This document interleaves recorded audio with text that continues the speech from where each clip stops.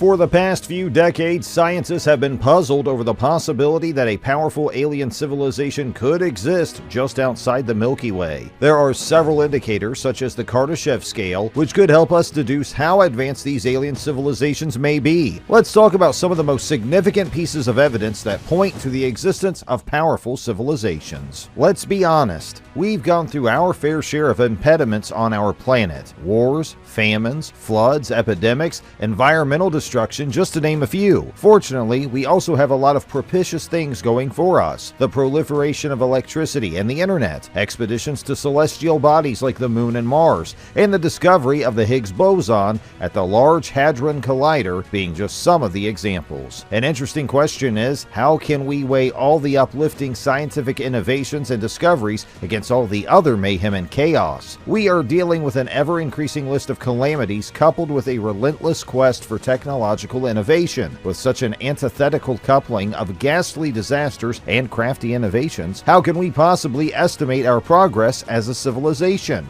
Russian physicist Nikolai Kardashev first attempted to scale and categorize the progress of civilization in 1964. His model is called the Kardashev scale, which measures civilization's degree of technological advancements based on the amount of energy that the civilization can harness. The better the technology a civilization has, the more energy it can utilize. With more energy utilization, civilizations can further improve their technology. Kardashev reckoned that a civilization would go as far as its technology and ability to harness energy could go. While the original scale was limited to just 3 categories, subsequent evolutions have added further levels to the scale as our technological horizons expand with time. A Type 1 designation is given to species who have been able to harness all the energy that is available from a neighboring star, gathering and storing it to meet the energy demands of a growing population. A Type 2 civilization can harness the power of their entire star and not merely transform star light into energy, but control the star itself. Several methods for this have been proposed, the most popular of which is the hypothetical Dyson sphere. This device would encompass every single inch of the star, gathering most of its energy output and transferring it to a planet for later use. A Type 3 civilization is where a species becomes galactic traversers with knowledge of everything having to do with energy, resulting in them becoming a master race. Kardashev believed a Type 4 civilization was too advanced and didn't go beyond Type 3 on a scale, but a few believe there is a further level that could be achieved. Type 4 civilizations would almost be able to harness the energy content of the entire universe, and with that,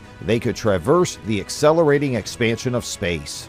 Since the Kardashev scale measures the amount of energy a civilization can harness, it could be helpful to try and search for extraterrestrial species by looking for signs of atmospheric pollution in nearby star systems. A new study by NASA looked at the presence of nitrogen dioxide gas, which on Earth is produced by burning fossil fuels, but can also come from non-industrial sources, such as biology, lightning, and volcanoes. However, the highest quantities of the gas by far are emitted due to human activities. Astronomers have found over 4,000 planets orbiting other stars to date. Some might have conditions suitable for life as we know it, and on some of these habitable worlds, life may have evolved to the point where it produces a technological civilization. Since planets around other stars are so far away, scientists cannot look for signs of life or civilization by sending spacecraft to these distant worlds. Instead, they must use powerful telescopes to see what's inside the atmospheres of exoplanets. Biosignatures to look out for include a combination of gases like oxygen and methane in the atmosphere. Similarly, a sign of technology on an exoplanet, called a technosignature,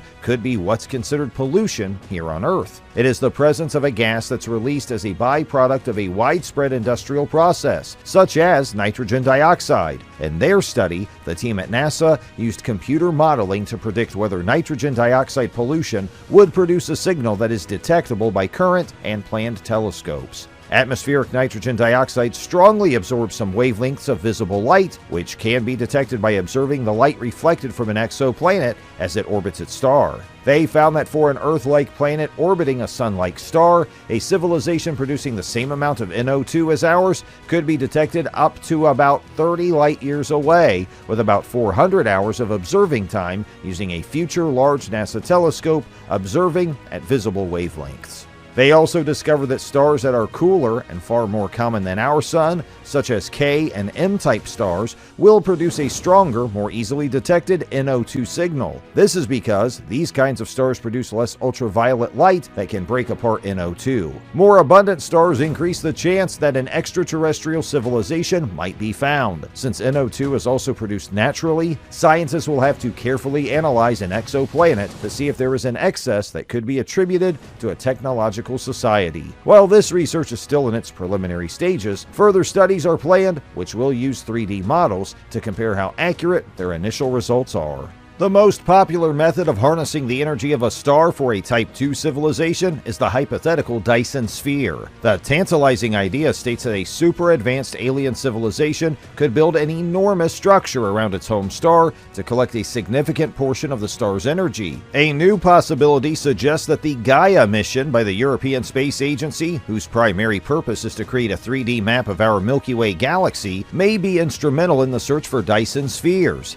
In the past, searches for Dyson spheres have focused on looking for signs of excess infrared or heat radiation in the vicinity of a star. That would be a telltale signature, but those attempts have come up empty so far. The new study uses a technique never employed before, which proposes looking for Dyson spheres with little or no infrared excess. The new study suggests the possibility that the sphere might be composed of a different kind of material than what had been previously supposed. If this turns out to be true, the new measurements would suggest that the star is farther away than it is. The size of a Dyson sphere could be determined by comparing the difference in distances between both the old and new methods. The greater the difference, the greater the amount of the star's surface that is being obscured by the sphere. Now, thanks to new data from the Gaia mission, astronomers can do these kinds of comparisons, which could, in theory, detect a Dyson sphere.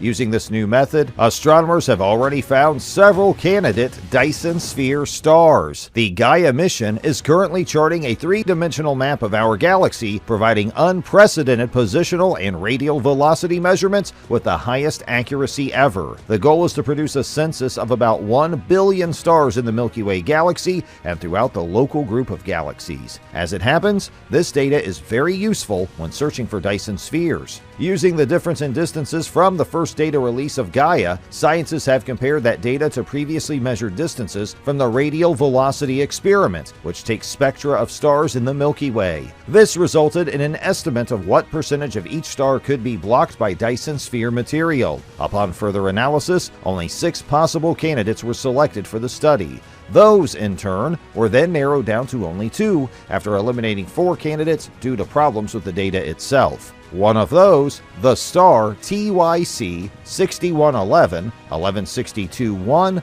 was then considered to be the best remaining candidate. However, there is still further research needed to conclude if it is a Dyson sphere. The star, a garden variety late F dwarf, seems to exhibit the sought-after characteristics, but more data is needed. No other glitch-related weirdness was found in the data, but the star was also found to be a binary system consisting of 2 stars, which might explain the results. But none of that is certain yet. Additional study of the star will be required, including using future Gaia data releases, to come to a definitive conclusion. It truly is an exciting time for space exploration, and we may finally be closer than ever to discovering an intelligent extraterrestrial species. If you like this video, please take a look at another one that further explains the Kardashev scale. Do you think we will find intelligent extraterrestrial life in the near future? Please share your thoughts in the comment section below.